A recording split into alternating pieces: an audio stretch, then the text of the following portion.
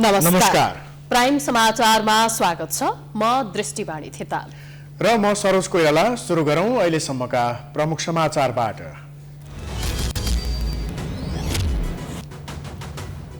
कांग्रेसको सभापतिका लागि दोस्रो चरणको मतदान जारी। प्रकाशमान र विमलेन्द्रको साथले देउवाको पल्ला भारी। रामचन्द्र र शशाङ्क मौन। आजै रातभरिमा नतिजा आउने। संघीय संसदको हिउँदे अधिवेशन सुरु। पहिलो बैठकमै प्रमुख प्रतिपक्ष एमालेद्वारा अवरोध। नाराबाजीका बीच 6 अध्यादेश पेश। बैठक पुस गतेसम्मका लागि स्थगित। भागमण्डा मिलाउन बागमतीका मुख्यमन्त्रीले बनाए जम्बो मन्त्रीमण्डल। माओवादी र समाजवादीबाट 5 जना मन्त्री थपिए। कांग्रेसले अझै नाम दिन सकेन। भिडभाड र जनस्वास्थ्यको मापदण्ड पालना नहुँदा कोरोना महामारीको तेस्रो लहरको जोखिम बढ्यो। अक्सिजनको अभावमा ज्यान गुमाउनु नपर्ने दाबी। खोप अभियान सुस्त। मंगलबार शेयर बजारमा 137 अङ्कको छलाङ। सर्किट ब्रेक लागेर कारोबार बन्द। 220 कम्पनीबाट 1 अर्ब 84 करोड भन्दा बढीको कारोबार। लगानीकर्ता उत्साही। पूर्वी इन्डोनेसियामा 7.3 म्याग्निट्युडको शक्तिशाली भूकम्प। सुनामी आउन सक्ने भन्दै सचेत रहन विज्ञहरूको चेतावनी। र ए डिभिजन लिगको चौथो चरणका खेल सकिदासम्म प्रतिस्पर्धा रोचक बन्दै। 28 मध्ये 17 खेलमा जित हारको नतिजा 11 खेल बराबरीमा।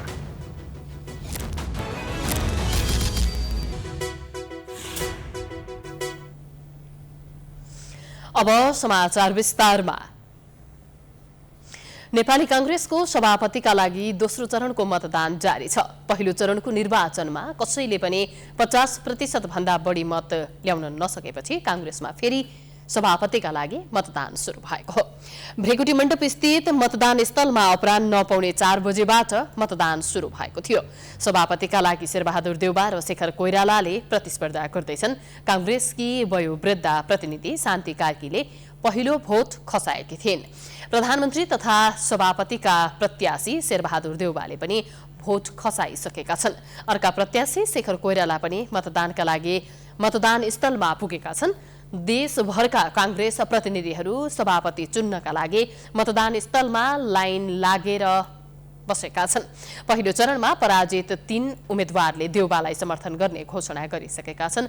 मतदान सकिएको केही घण्टामै मतगणना सुरु गर्ने र आजै नतिजा आइसक्ने निर्वाचन समितिका संयोजक गोपाल कृष्ण घिमिरेले बताएका छन्। मतदानमा 4743 जना नेपाली कांग्रेसका महाधिवेशन प्रतिनिधि मतदाताका रूपमा सहभागी भएका छन्।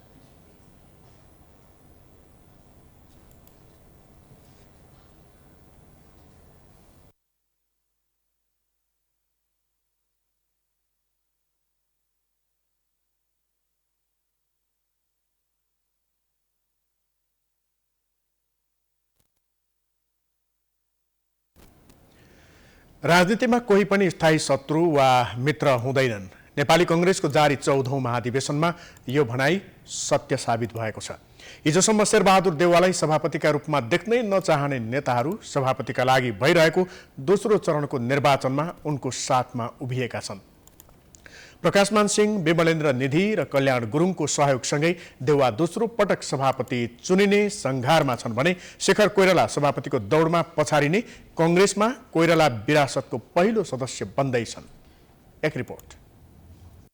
नेपाली कांग्रेसको जारी 14औं महाधिवेशनमा सभापतिका प्रत्याशी शेखर कोइरालाको चाहना चुनावी प्रक्रिया दोस्रो चरणमा पुगोस् भन्ने थियो।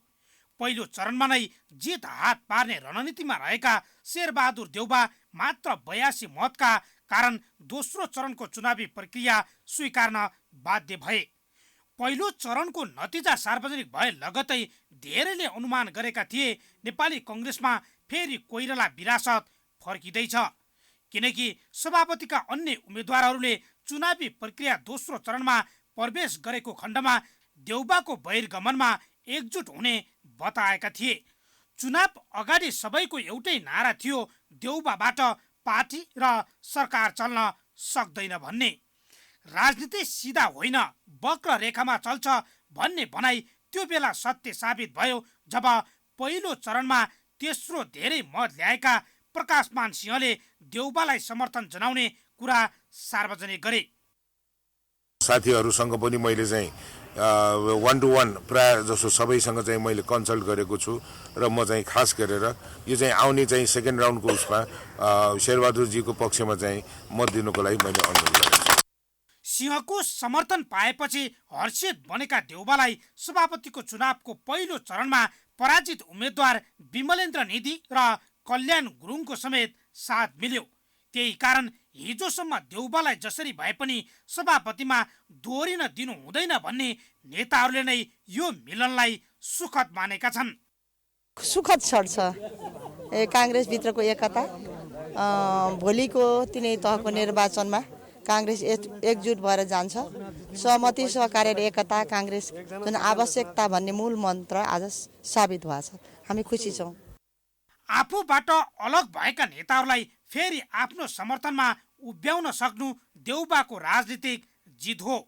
भर्खरै उनको गुट छाडेका निधि र गुरुङ मात्र नभएर 12 वर्षपछि सिंहलाई समेत आफ्नो खेमामा फर्काउन सक्नु देउबाको ठुलो सफलता बनेको छ।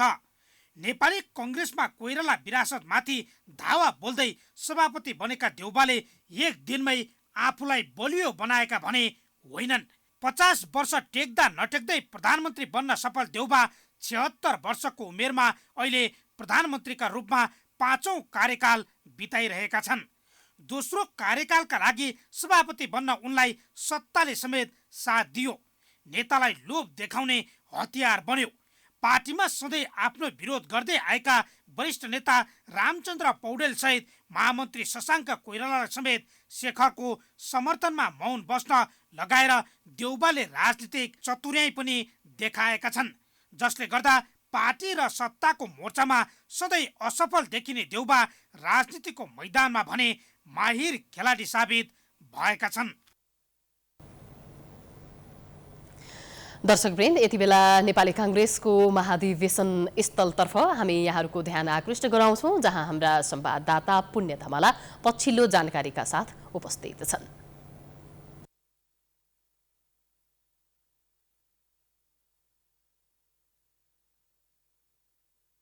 नेपाली काङ्ग्रेसको 14औं महाधिवेशन र यो महाधिवेशनसँगै नेपाली राजनीतिमा जुन किसिमको तरङ्ग छाएको छ यो निकै नै रोचक भएको छ र पछिल्लो समय अब हिजोसम्म प्रतिस्पर्धीका रूपमा उभिएका सहकर्मीहरू आज समकक्षीका रूपमा सँगै साथ दिँदै सहयोग गर्ने र आफ्नो मत फेरि पनि शेरबहादुर देउबालाई दिने भन्दै सँगै उभिएका छन्। यो निकै नै रोचक भिडन्त मानिएको थियो। अब भने केही यो सहज बन्दै गएको छ, आकलन गर्न थालिएको छ र अब शेरबहादुर देउबाले जित्छन् या हिजो विपक्षी रहेका, हिजो सँगै प्रतिस्पर्धामा उभिएका साथीहरू सँगै भएसँगै यो विषय केही सहज भएको पनि आकलन गर्न थालिएको छ। काङ्ग्रेस महाधिवेशन स्थलतर्फ फेरि पनि हामी यहाँहरूको ध्यान केन्द्रित गराउँदछौँ, जहाँ हाम्रा सहकर्मी पुण्य धमाला उपस्थित हुनुहुन्छ।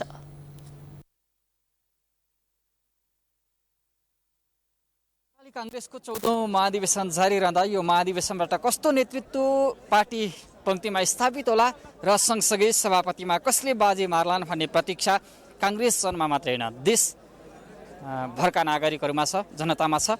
र दिनभर जसो नेपाली काङ्ग्रेसको 14औं महाधिवेशन अन्तर्गत जुन पार्टीको विधान छ, विधानले गरेको व्यवस्था अनुसार 50% प्लस मत सभापतिका उम्मेदवारले ल्याउनुपर्छ। त्यो प्रावधानका कारण सभापतिको प्रतिस्पर्धामा वर्तमान सभापति शेरबहादुर देउबा र शेखर कोइराला सँगसँगै विमलेन्द्र निधि, प्रकाशमान सिंह, कल्याण गुरुङ लगायतका उम्मेदवारहरू 5 जना चुनावी मैदानमा थिए। उनीहरूले 50% मत कटाउन नसकिसकेपछि जुन काङ्ग्रेसको सभापतिको निर्वाचन भने दोस्रो चरणमा धकिलिएको छ र आज बिहान मत परिणाम आइसकेपछि दोस्रो चरण अन्तर्गत पहिलो र दोस्रो हुने वर्तमान सभापति शेरबहादुर देउबा र शेखर कोइराला चुनावी प्रतिस्पर्धामा छन्। उनीहरूलाई छान्नका निम्ति महाधिवेशन प्रतिनिधिहरूले मत जाहेर गरिरहेको स्थलबाट हामीले यहाँलाई दिनभर जसो अपडेट गरायौँ।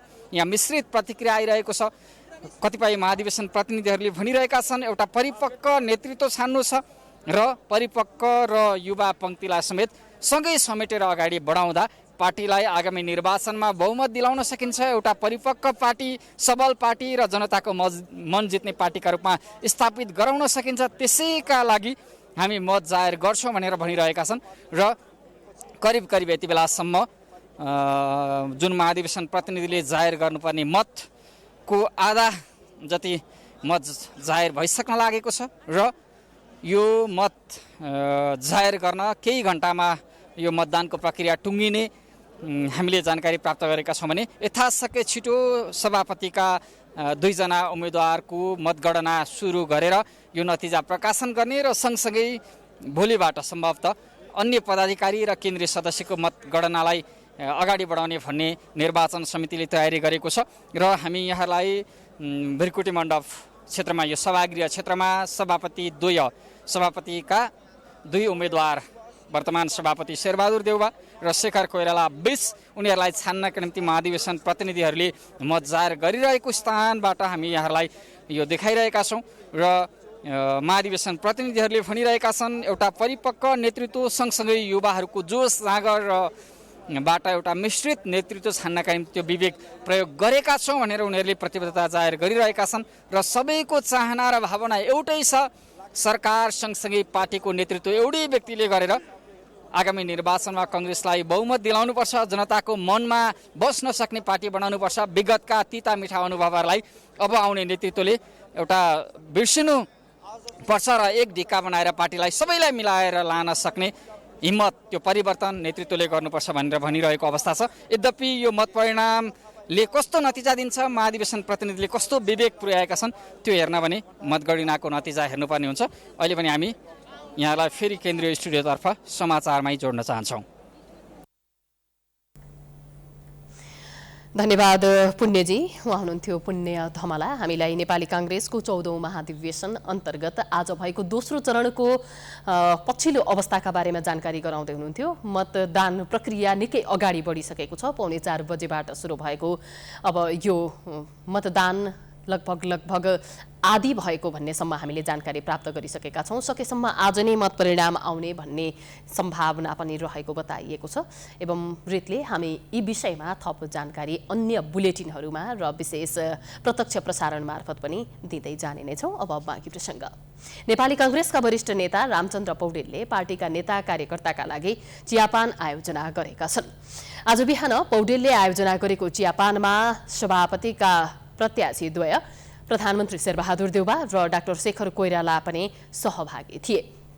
नेता पौडेलले महाधिवेशनका कारण पार्टीमा तिक्तता नबढोस् भनेर आपसी एकता र सद्भाव कायम गर्न चियापान गरेको बताएका छन्। चियापान भएको हुनाले यसमा ध्यान दिनु होला। नेपालीको शिष्टाचार मैले सबै नेताहरूलाई बोलाएको, मैले एउटा कसैलाई बोलाएको होइन, सबै नेताहरूलाई बोलाएर मैले एउटा सम्मान दिन खोजेको। मेरो सम्मानलाई तपाईहरुले अपमान हुने कुरा नगरिदिनु होला, किनभने हामी त फेरि मिलेर बस्नु छ, फेरि मिलेर लड्नु छ, फेरि एक भएर जानु छ। हाम्रो एकता आवश्यक छ। यहाँको प्रतिस्पर्धा अहिले तत्कालको कुरा हो। प्रधानमन्त्री एवं सभापतिका प्रत्याशी शेरबहादुर देउवाले पार्टीको आन्तरिक चुनावमा हार जित जे भए पनि पार्टीभित्र भने एकता हुनुपर्ने धारणा राखेका छन्। उनले देशको विकास र प्रजातन्त्रको सुदृढीकरणका लागि कांग्रेसलाई बलियो बनाउनु पर्ने धारणा राखे।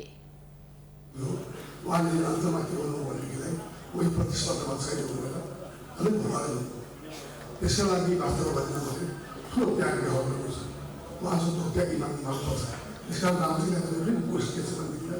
तब हामी सबैको नेता हो, त्यसका तपाईको स्टार्टिङ हुने कुरा छैन। तपाईले चाहिँ आफ्नो जो जिम्मेदारी लिएको छ भोलिका दिनमा तपाईले धेरै ठुलो भूमिका निभाउनु पर्ने छ। कांग्रेस नेता एवं सभापतिका उम्मेद्वार डाक्टर शेखर कोइरालाले देउवा र पौडेल सम्मानित नेता भएकाले उनीहरूको प्रतिष्ठामा आँच आउने कुनै काम नगर्न कार्यकर्तालाई आग्रह गरे। नेताहरूलाई सम्मान हुन सक्दैन भन्ने कुरा पनि तपाईहरुलाई भन्न चाहन्छु। उहाँहरू हाम्रो सम्मानित नेता हुनुहुन्छ। उहाँहरूलाई हामीले सम्मान गर्नुपर्छ, इज्जत गर्नुपर्छ, आदर गर्नुपर्छ। प्रतिस्पर्धा भन्ने कुरा अर्कै, तपाईहरु पनि अनुशासनमा बस्नुपर्छ। नेता कोइरालाले दोस्रो चरणको निर्वाचनमा पौडेलको समर्थन आफूलाई हुने विश्वास समेत व्यक्त गरे।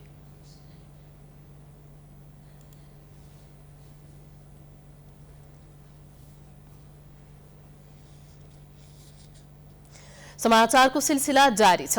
हामी विश्रामपछि आउँछौँ।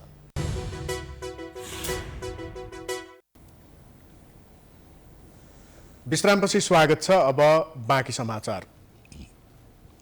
प्रमुख प्रतिपक्षी दलका सांसदहरूको नाराबाजी र अवरोधका बीच मंगलबार संघीय संसद अन्तर्गतको प्रतिनिधि सभामा र राष्ट्रिय सभामा 6वटा अध्यादेश पेश भएका छन्। बहुप्रतीक्षित अमेरिकी सहयोग मिलेनियम च्यालेन्ज कर्पोरेसन एमसीसी सम्झौता भने सरकारले संसदमा पेश गर्न सकेन। एक रिपोर्ट। प्रमुख प्रतिपक्षी दल नेकपा एमालेका सांसदहरूको विरोधका बीच प्रतिनिधि सभामा गृहमन्त्री बालकृष्ण खाँडका तर्फबाट कानुन मन्त्री दिलेन्द्र प्रसाद बडुले नेपाल प्रहरी र प्रदेश प्रहरीको कार्य सञ्चालन, सुपरिवेक्षण र समन्वय पहिलो संशोधन अध्यादेश 2078, तेजाब तथा अन्य घातक रासायनिक पदार्थ नियमन अध्यादेशका साथै सामाजिक सुरक्षा पहिलो संशोधन अध्यादेश पेश गरेका हुन्। एमाले सांसदहरूको नाराबाजीकै बीच सभामुख अग्नि प्रसाद सापकोटाले रेलवे अध्यादेश पेश गर्न अनुमति दिएपछि उक्त अध्यादेश पनि मन्त्री बडुले पेश गरे। त्यसैगरी कानुन मन्त्री दिलेन्द्र प्रसाद बडुले नै यौन हिंसा विरुद्ध केही ऐनलाई संशोधन गर्ने अध्यादेश 2078 र फौजदारी कार्यविधि सम्बन्धी अध्यादेश समेत गरी 6वटा अध्यादेश प्रतिनिधि सभामा पेश गरेका हुन्। संघीय संसदको अधिवेशन चलिरहेको अवस्था नभएकोले नेपालको संविधानको धारा 114 को धारा 1 बमोजिम नेपाल प्रहरी र प्रदेश प्रहरी कार्य सञ्चालन, सुपरिवेक्षण र समन्वय पहिलो संशोधन अध्यादेश 2078 प्रति सभा समक्ष प्रस्तुत गर्दछ। सभामुख अग्नि प्रसाद सापकोटाले बैठकमा राष्ट्रपतिको बैठक आह्वान सम्बन्धी पत्र पढेर सुनाए लगत्तै एमाले सांसदहरू उठेर रोस्टम घेर्दै नाराबाजी गरेका थिए। प्रमुख प्रतिपक्षी सांसदहरूको नाराबाजी र अवरोधले संसद चल्न नसकेको विषयमा कानुन मन्त्री दिलेन्द्र प्रसाद बडुले संसद चलाउन सरकारले प्रयास गरिरहेको पनि बताएका छन्। संसदलाई सुचारू गर्नका निमित्त गर्नुपर्ने प्रमुख प्रतिष्ठित गर्नुपर्ने जुन समझदारी निर्माण गर्ने विषय थियो, छलफल औपचारिक अनौपचारिक रूपमा गर्ने हाम्रो चाहना हो। हामी यो सहमतिको सम्भावना, सल्लाह र वार्ता र संवादको सम्भावना सधैँ रहन्छ, अहिले पनि छ। हामी त्यसलाई उपयोग गर्न चाहन्छौँ। उहाँहरूसित सल्लाह गरेर थप कार्यक्रमहरू हामी अगाडि बढाउँछौँ। उता संघीय संसद अन्तर्गत राष्ट्रिय सभामा पनि प्रमुख प्रतिपक्षी दल नेकपा एमालेले अवरोध कायमै राखेको छ। मंगलबार बसेको राष्ट्रिय सभाको बैठकमा नेकपा एमालेले कारबाही गरेका सांसदहरूलाई सभामुखले नहटाएको विरोधमा अवरोध गर्नु परेको राष्ट्रिय सभा सदस्य खिमलाल भट्टराईको भनाइ छ। असाध्यै असंवैधानिक र एउटा चाहिँ अलोकतान्त्रिक यो हामी चाहिँ जुन हिसाबले देशलाई अगाडि बढाउन खोजिएको त्यसको विपरीत दिशामा चाहिँ देशलाई लैजाने कोसिस गरिएको छ। त्यसकारण हामी यसको विरोध गर्न बाध्य छौँ।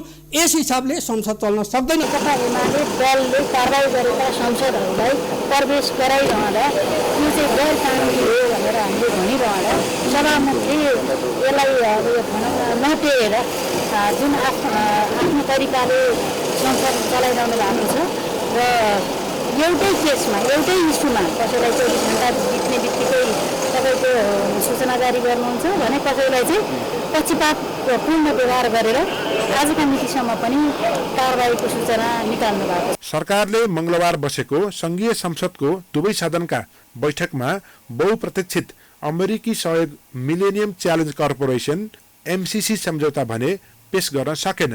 एमसीसी सम्झौताका विषयमा सत्ता साझेदार 5 दलीय गठबन्धनभित्र अझै सहमति जुट्न सकेको छैन। उता अमेरिकामा भने मंगलबार नै एमसीसीको बोर्ड बैठक वाशिंटन डीसी स्थित मुख्यालयमा बसेको छ।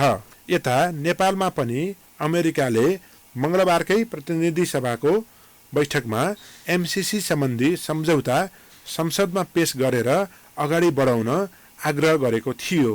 तर नेपालका राजनीतिक दल भने एमसीसी सम्झौता संसदबाट पारित गर्ने विषयमा विभाजित बनेका छन्।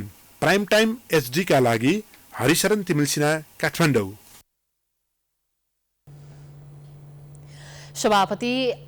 सभामुख अग्निप्रसाद सापकोटाले आफूले पाएको जिम्मेवारीलाई निष्ठा र इमानका साथ पूरा गर्ने प्रतिबद्धता जनाएका छन्।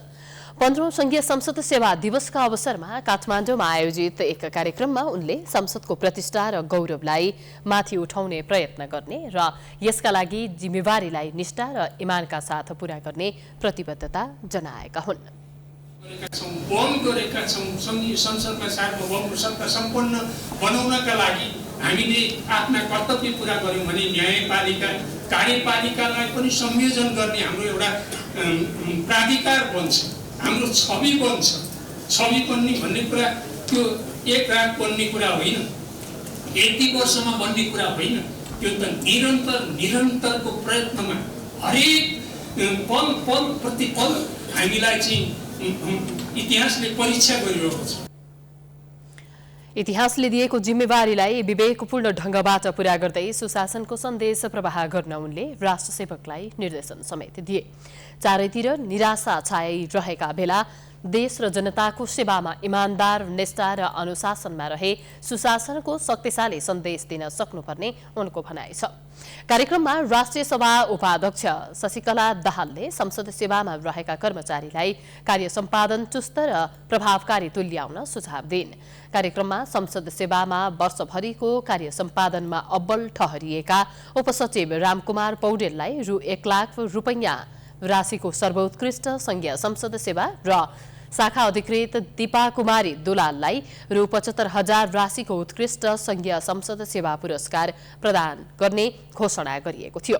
त्यस्तै वरिष्ठ प्रेस प्राविधिक राजेन्द्र प्रसाद लामिछाने र कार्यालय सहयोगी सिजन खनाललाई जनही रु 50,000 राशिको यस वर्षको संघीय संसद सेवा पुरस्कार प्रदान गरियो।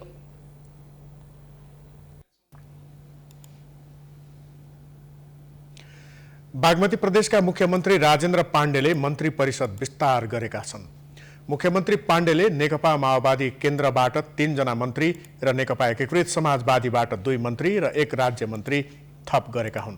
मुख्यमन्त्री तथा मन्त्री परिषद कार्यालयका अनुसार माओवादी केन्द्रका घनश्याम दाहाल श्रम रोजगार तथा यातायात मन्त्री, विशाल खड्का वन तथा वातावरण मन्त्री र रत्नप्रसाद ढकाल युवा तथा खेलकुद मन्त्री बनेका छन्।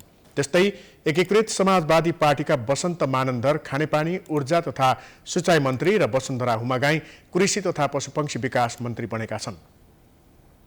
त्यस्तै इन्द्रमाया गुरुङ कृषि तथा पशुपक्षी विकास राज्य मन्त्री बनेकी छन्।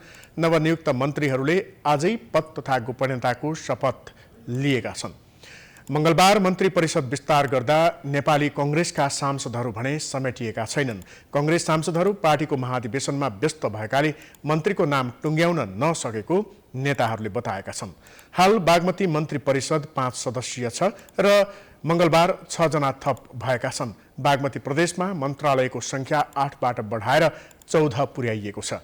3 दलीय गठबन्धनको सरकार सत्ता टिकाउन मन्त्रालय नै विभाजन गरेर भागबण्डा गर्न मन्त्री पाण्डे बाध्य भएका छन्। सहमति अनुसार अझै कांग्रेसलाई मन्त्रालय दिन बाँकी छ।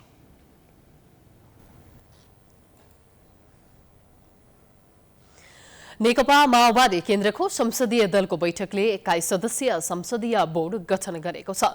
सिंहदरबारमा बसेको बैठकले अध्यक्ष पुष्पकमल दाहाल प्रचण्डको अध्यक्षतामा बोर्ड गठन गरेको हो। बोर्डको सचिवमा विडारी चयन गरिएको माओवादी प्रतिनिधि सभा प्रमुख सचेतक देव गुरुङले जानकारी दिए। त्यस्तै बैठकले राष्ट्रिय सभाको प्रमुख सचेतकमा गोपी आछामी र सचेतकमा गंगा बेलवासेलाई चयन गरेको छ।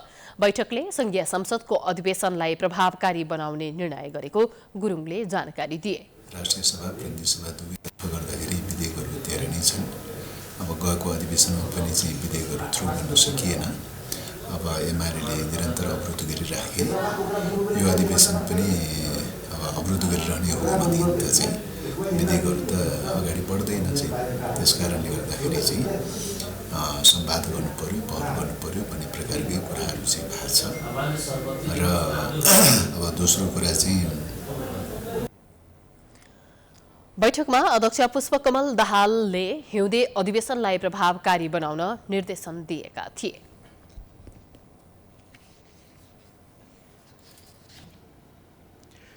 नेकपा एमालेको सूर्य चिन्हमा प्रतिनिधि सभाको चुनाव जितेका सांसद हृदय त्रिपाठीको नेतृत्वमा नयाँ पार्टी गठन भएको छ। आज एक कार्यक्रममा त्रिपाठी नेतृत्वको जनता प्रगतिशील पार्टी जप्रपा गठन भएको घोषणा गरिएको हो। त्रिपाठीको पार्टीका कतिपय मुद्दा मधेस केन्द्रित छन्। साथै गठनसँगै जप्रपा संविधानको स्वामित्व लिने पहिलो मधेस केन्द्रित दल समेत बनेको छ। एक रिपोर्ट। नेकपा एमालेको सूर्य चिन्हमा प्रतिनिधि सभाका चुनाव जितेका सांसद हृदेश त्रिपाठीको नेतृत्वमा नयाँ राजनीतिक दल जनता प्रगतिशील पार्टी जप्रपा गठन भएको छ। मंगलबार पार्टी घोषणा कार्यक्रममा सांसद हृदेश त्रिपाठीले देशमा पार्टीको अभाव भएर नयाँ दलको आवश्यकता भन्दा पनि दलहरू वैचारिक बहस सुन्ने भएकोले नयाँ पार्टी गठन गर्नु परेको बताए। हुन त त्रिपाठी दल समेत मधेस केन्द्रित नै छ, तर यो दलले गठनसँगै संविधानको स्वामित्व समेत लिएको छ। त्यसैले जप्रपा संघीय गणतान्त्रिक नेपालको संविधानको स्वामित्व लिने पहिलो मधेस केन्द्रित दल बनेको छ। पछिल्लो समय स्वतन्त्र नागरिक समूह बनाएर सक्रिय रहेका त्रिपाठी एमालेसँग मिलेर चुनाव चिन्ह सूर्यबाट निर्वाचन जितेका सांसद समेत हुन्। 2074 सालको प्रतिनिधि सभा चुनाव अघि तत्कालीन राष्ट्रिय जनता पार्टी राजपामा क्रियाशील त्रिपाठीले एमालेको चुनाव चिन्ह लिएर सांसद बन्नु अघि नै राजपा परित्याग गरेका थिए। अहिले वैधानिक आधारमा एमालेका सांसद रहेका त्रिपाठीले नयाँ दल गठन गरेसँगै उनको सांसद पद समेत धरापमा परेको छ। नयाँ दलको घोषणा गर्दै त्रिपाठीले राज्यका 3वटै अङ्गहरू व्यवस्थापिका, कार्यपालिका र न्यायपालिका प्रभावहीन तथा गतिहीन रहेको अवस्थामा संविधानको कार्यान्वयनमा बाधा उत्पन्न भएकाले मुलुकको राजनीति नै लिकभन्दा बाहिर गइरहेको धारणा राखे। संविधान कार्यान्वयन गर्दाखेरि अहिले हामीले देखेका कठिनाइहरू संविधान संशोधनका विषय बन्न सक्छन् भन्ने मेरो मान्यता हो। अहिले भन्दाखेरि अप्ठ्यारो पनि के होला भने सर्वोच्च अदालतको पछिल्लो फैसला संसद पुनर्स्थापनासम्म त सबैले मानेकै थिए, तर फलानालाई नै प्रधानमन्त्री यति घण्टामा बनाइदियो भने संविधान संशोधन हो कि होइन, या प्रतिनिधि सभाको अधिकारमाथिको त्यो नग्न उल्लङ्घन हो कि होइन। हामीले नजानिदा किसिमले पनि हुने रहेछ त संविधान संशोधन। जसरी 47 सालको संविधान हामीले थाहै नपाइकन शहीद हो, कोही मलामी जान पाएन। त्रिपाठीले अन्य दलको आलोचना गरेर आफूलाई असल दल साबित गर्ने अस्वस्थ प्रतिस्पर्धामा रुचि नरहेको तथा अन्य दलप्रति आत्मीय सम्मान रहेको बताएका थिए। साथै उनले कैलाली घटनाका दोषी सांसद रेशम चौधरीको रिहाईको माग गर्दै थारू समुदायलाई आफूतर्फ आकर्षित गर्ने प्रयास पनि गरेका छन्।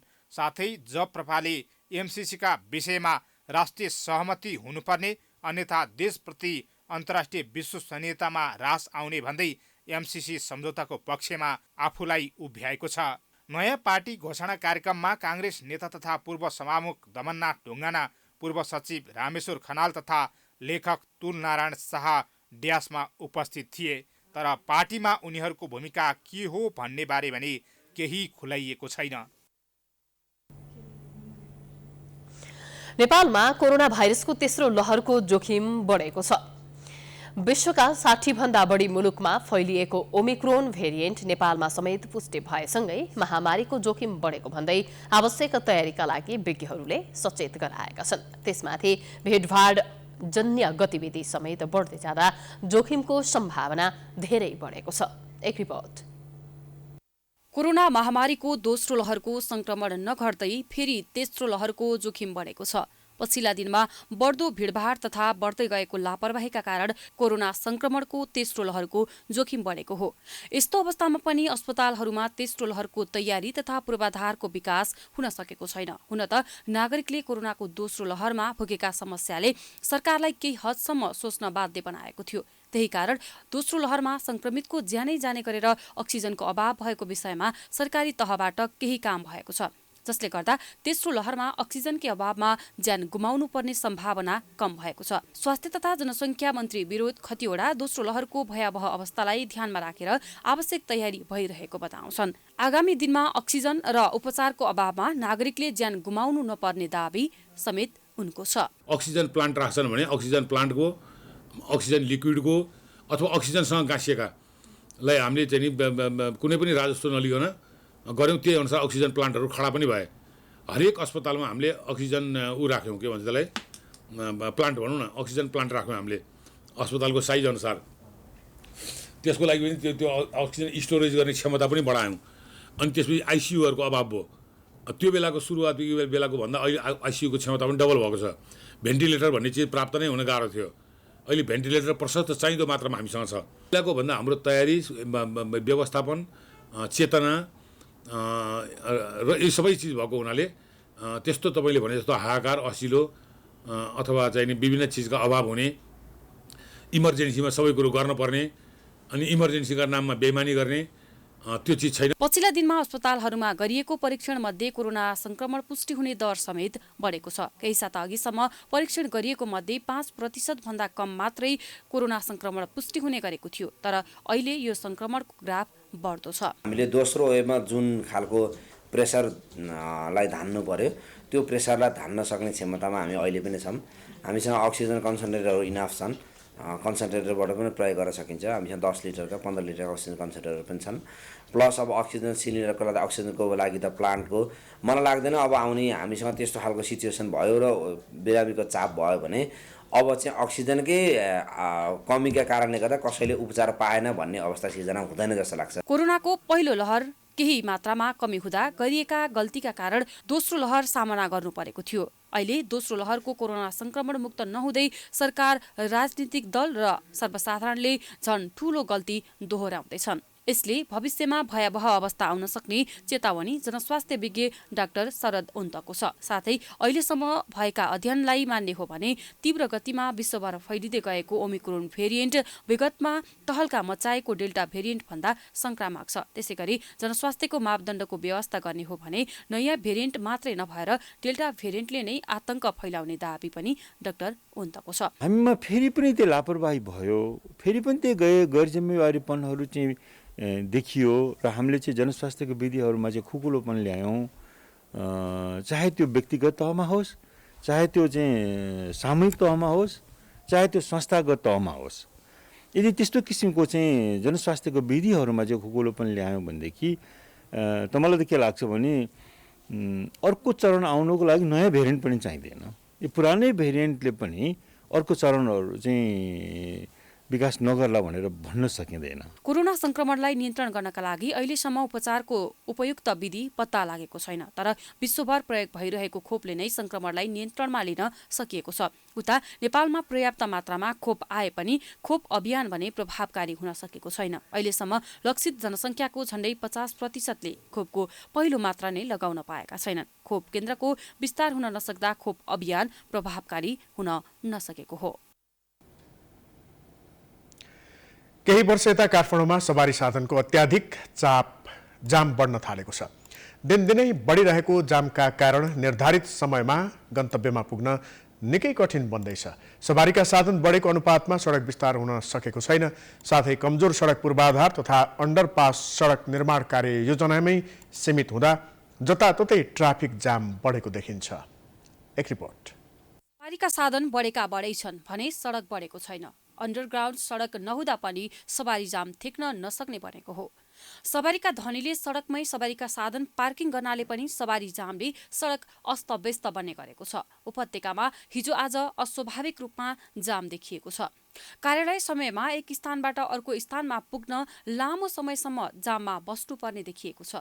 अझ अहिले त कार्यालय समय बाहेकका अन्य समयमा पनि निकै जाम हुने गरेको छ। रिङ रोड, राजमार्ग करिडोर, भित्री बाटो जताततै जाम हुने गरेको छ। काठमाडौँमा बढिरहेको जामले आम जनजीवन निकै प्रभावित बनाएको छ। यसरी नै दिनदिनै बढिरहेको जामका कारण निर्धारित समयमा गन्तव्य पुग्न निकै कठिन बन्दै गएको हो, जसका कारण सवारी चालक र यात्रु दुवै निराश देखिन्छन्। जामका कारण आफूहरूले निकै दुःख पाउने गरेको सवारी चालकको भनाइ छ। जामले शनिबार पनि जाम हुन्छ, आइतबारदेखि शुक्रबारसम्म चाहिँ बिहान 7 बजेदेखि बेलुका 9 बजेसम्म जाम हुन्छ र शनिबार पनि चोकचोकमा जाम हुन्छ। यो जामको कारणले गाडी चलाउन साह्रै समस्या पऱ्यो कि। जाम त धेरै हुन्छ, हेर्नु गाडी बढेको छ, बाटो बढ्दैन होइन।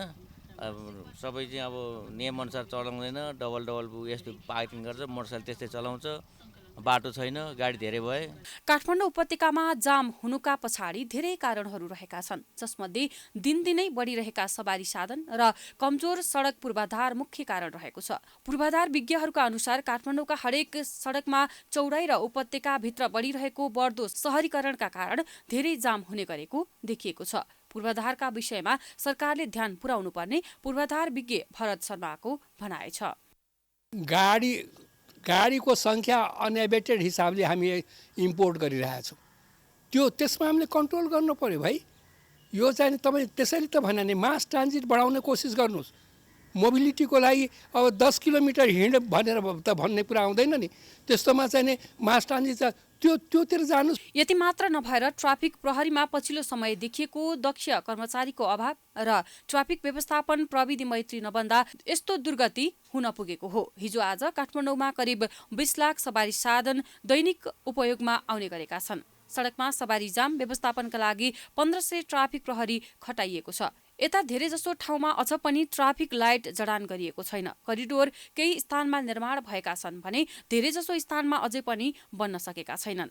सामान्य समयमा जाम त हुने नै भयो, चाडपर्व र सभा जुलुसका बेला सडक हिडिसाध्य हुँदैन। सरकारले यो समस्याका विषयमा अझै पनि आफ्नो ध्यान केन्द्रित गर्न नसक्दा सडकमा सवारी साधनको जाम हुने अवस्था झन जटिल बनेको हो। त्यसकारण समयमै सरकारले यसतर्फ आफ्नो ध्यान केन्द्रित बनाउन जरुरी देखिन्छ।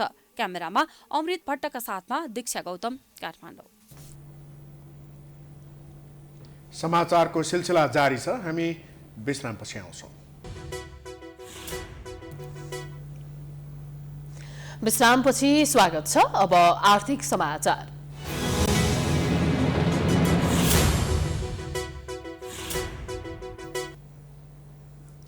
निरन्तर ओह्रालो लागेको शेयर बजार मंगलबार 81 उकालो लागेको छ। खास गरी मौद्रिक नीतिको प्रथम त्रैमासिक समीक्षामा लगानीकर्ताको माग सम्बोधन नभएको भन्दै आरोप लागेको थियो। त्यसपछि नेकपा माओवादी केन्द्रका अध्यक्ष पुष्पकमल दाहालको पछिल्लो अभिव्यक्तिलाई लिएर तीव्र रूपमा घटेको बजार मंगलबार भने उचालिएको हो। मंगलबार कारोबारको 2.5 घण्टामै नेपाल स्टक एक्सचेन्ज नेफ्सेको मूल्य 6% बढेपछि बजार बन्द भएको हो। नेफ्से 6% बढेपछि दोस्रो सकारात्मक सर्किट ब्रेकर लागेको हो। यससँगै दिनभरका लागि शेयर कारोबार बन्द भए। सूचक 2418.84 बिन्दुमा पुगेको छ। नेफ्से 137.18 अङ्कले बढेको छ। यस अवधिमा 220 कम्पनीको 1 अर्ब 84 करोड रुपैयाँ भन्दा बढीको शेयर कारोबार भएको छ। मंगलबार 44 कम्पनीका लगानीकर्ताले 10% भन्दा बढीका दरले कमाएका छन्। सबै समूहका परिसूचक उच्च अङ्कले बढेको छ। यसैबीच अर्थमन्त्री जनार्दन शर्मा र शेयर लगानीकर्ताहरूको उच्चस्तरीय कार्यदलबीच अर्थ मन्त्रालयमा पुँजी बजार सुधारका विषयमा मंगलबार छलफल समेत भएको छ।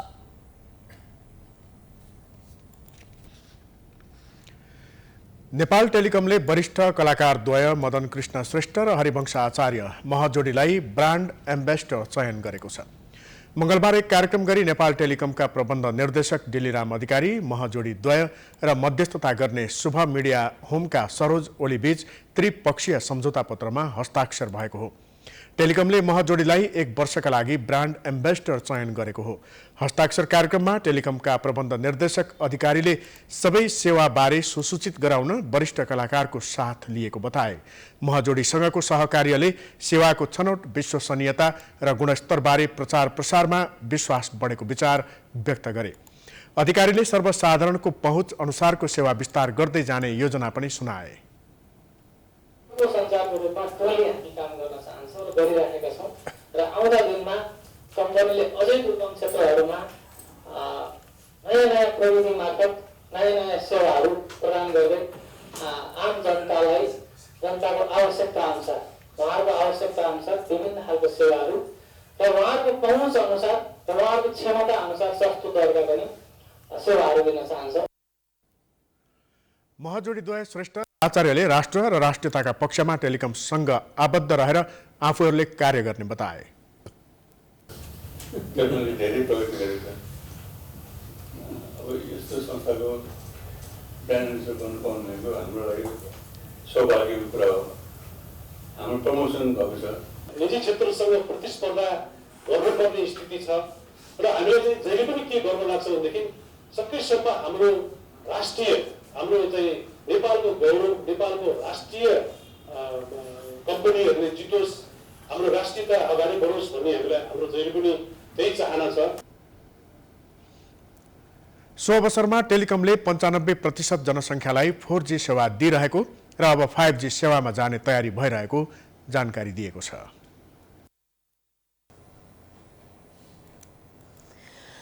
अब अन्तर्राष्ट्रिय समाचार।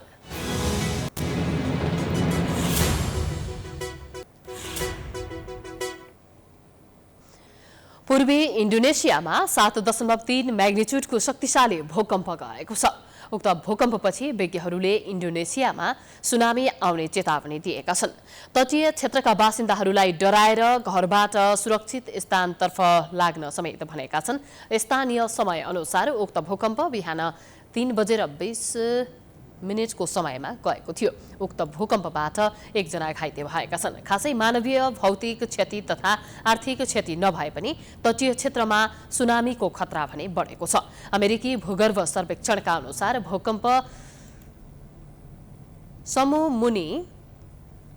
समुद्र मुनि 18.5 किलोमिटर गहिराईमा गएको थियो। यसको केन्द्रबिन्दु पूर्वी नुसा टेङ्गारा प्रान्तको टापुमा दोस्रो ठूलो माउमेरे सहरबाट 112 किलोमिटर 74 माइल उत्तरमा अवस्थित थियो। उक्त क्षेत्रमा पानीको स्तरमा केही सामान्य वृद्धि भएको समेत देखिएको छ। तर हालसम्म ठूलो सुनामी भने गएको छैन। तर निकट भविष्यमा नै ठूलो सुनामी आउन सक्ने विज्ञहरूले अनुमान गरेका छन्।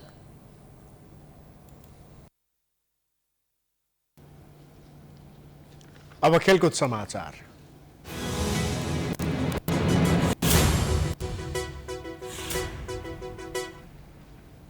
शहीद स्मारक ए डिभिजन लिगको चौथो चरणको समाप्ति उपाधि दौडसँगै रेलिगेसन जोगाउने प्रतिस्पर्धा पनि रोचक बन्दै गएको छ। कुल 91 मध्ये 28 खेल सकिँदा साबिक विजेता मच्छिन्द्र फुटबल क्लब र मनाङ मर्स्याङ्दी क्लबको समान 10 अङ्क पुगेको छ। अङ्क तालिकाको पुछारमा रहेको दुई टोली एपीएफ फुटबल क्लब र जावलाखेल युथ क्लबले चौथो चरणमा पुगेर पहिलो अङ्क बटुलेका छन्। एक रिपोर्ट। शहीद स्मारक ए डिभिजन को चौथो चरणका 7 खेलमा यसपटक 5 खेलमा जित हारको नतिजा निस्कियो भने 2 खेल गोल रहित बराबरीमा टुङ्गिए। चौथो चरणमा जम्मा 8 गोल निस्के। 4 चरण मध्ये यो दोस्रो सर्वाधिक कम गोल भएको चरण हो।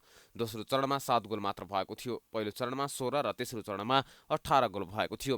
27औं खेलमा आएर जारी लिगमा 50औं गोल पूरा भएको छ। 28 खेलमा 17 खेलमा जित हारको नतिजा निस्केको छ भने 11 खेल बराबरीमा टुङ्गिएको थियो। बराबरी मध्ये 5 खेल गोल रहित र 6 खेल गोल सहित बराबरी भएका थिए। अहिलेसम्म 39 खेलाडीले गोल गरेका छन्। अहिलेसम्म 4 चरणमा 28 खेल भए र त्यसमा 1.78 औसतले गोल भएका छन्। 3 खेलाडीले 3 गोल, 5 खेलाडीले 2 गोल तथा 29 खेलाडीले 1-1 गोल गरेका छन्। यस्तै 2 खेलाडीको नाममा 1-1 आत्मघाती गोल रहेको छ। चौथो चरणको समाप्तिमा 4 टिम अपराजित रहेका छन्। यसमा शीर्ष स्थानमा रहेको मच्छिन्द्र, मनाङ मर्स्याङ्दी, आर्मी र सङ्कटा रहे। चौथो चरणमा आफ्नो अपराजित यात्रा गुमाउने 2 टिम सातदोबाटो र पुलिस रहे। डिफेन्डिङ च्याम्पियन मच्छिन्द्र चौथो चरणमा आएर पहिलोपटक शीर्ष स्थानमा पुगेको छ। यसअघि तेस्रोमा सातदोबाटो, दोस्रोमा मनाङ र पहिलोमा 3 स्टार शीर्ष स्थानमा थियो। मच्छिन्द्र र मनाङको समान 10 अङ्क छ भने आर्मी र सङ्कटाको पनि समान 8 अङ्क छ। चौथो चरणको समाप्तिमा कुनै पनि टिम अङ्कविहीन रहेनन्। रेलिगेसन क्षेत्रमा लगातार 2 दिन समान 2 क्लब रहे, जावलाखेल र एपीएफ। चौथो चरणमा आएर जावलाखेलले 1 अङ्क बटुल्न सफल रह्यो। तर अहिलेसम्म 4 खेलमा कुनै पनि गोल नगरेको एक्लो टिम रहेको छ। जावलाखेल लगातार 4 चरणमा रेलिगेसन क्षेत्रमा छ। चौथो चरणमा 16 पहेँलो कार्ड देखाइए। अहिलेसम्म 4 चरणमा 77 पहेँलो कार्ड देखाइएको छ भने 1 मात्र रातो कार्ड देखाउनु परेको छ। अहिलेसम्म पहिलो चरणमा 22, दोस्रो चरणमा 21 र तेस्रो चरणमा 18 पहेँलो कार्ड देखाइएका छन्।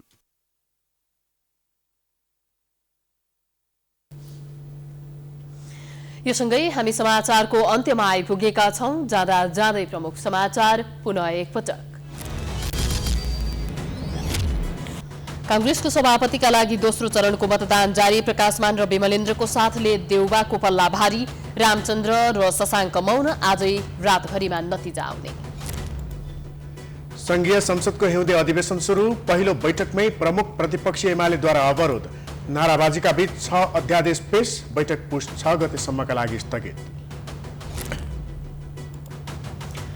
भागभण्डा मिलाउन बागमतीका मुख्यमन्त्रीले बनाए जम्बो मन्त्रीमण्डल। माओवादी र समाजवादीबाट 5 जना मन्त्री थपिए, काङ्ग्रेसले अझै नाम दिन सकेन। भीडभाड र जनस्वास्थ्यको मापदण्ड पालना नहुँदा कोरोना महामारीको तेस्रो लहरको जोखिम बढ्यो। अक्सिजनको अभावमा ज्यान गुमाउनु नपर्ने दावी, खोप अभियान सुस्त। मंगलबार शेयर बजारमा 137 अङ्कको छलाङ, सर्किट ब्रेक लागेर कारोबार बन्द। 220 कम्पनीबाट 1 अर्ब 84 करोड भन्दा बढीको कारोबार, लगानीकर्ता उत्साहित। पूर्वी इन्डोनेसियामा 7.3 म्याग्निच्युडको शक्तिशाली भूकम्प, सुनामी आउन सक्ने भन्दै सचेत रहन विज्ञहरूको चेतावनी।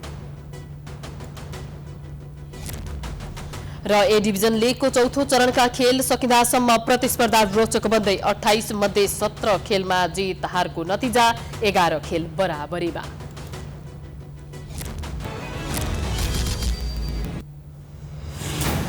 समाचार अहिलेलाई सकियो। यसपछिको प्रस्तुति जनता जान्न चाहन्छन् ऋषि धमलाको साथमा हेर्न सक्नुहुनेछ। हेर्दै गर्नुहोला प्राइम टाइम्स HD। नमस्कार।